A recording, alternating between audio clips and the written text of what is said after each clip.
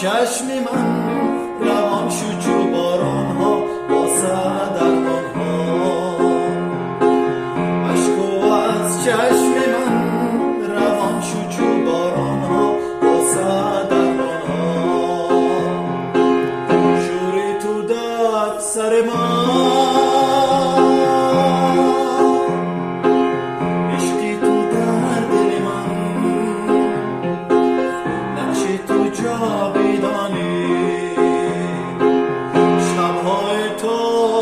تو ریسم زیدی دل سرش که هر زمانی شبهای ظلمانی میانی توفان ها. آواره قلب من در دشت و بیابان ها واسه درمان ها.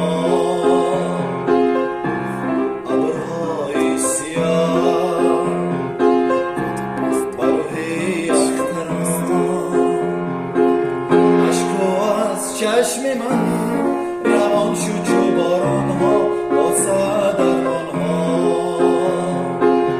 اشکو از چشم من روان شد چو باران ها واسه درمان ها.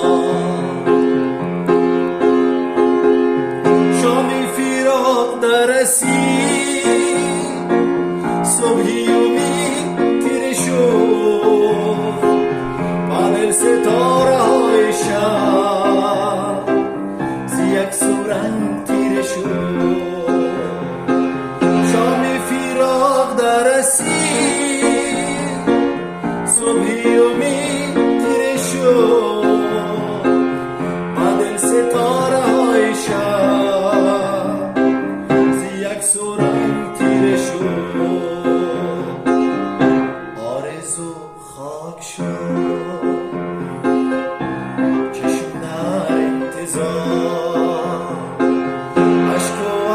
چشم من روان شد چو باران ها واسه درمان ها. شرح جان سوز من شد دیلم به آسمان ها واسه درمان ها. ای خوشان شبای مهتاب که در کنار من بودی یا به گلزار بستان ها در اختیار من بودی. گذشت آن زمان ها خزان شد آن بهارها و دل بماند آقا.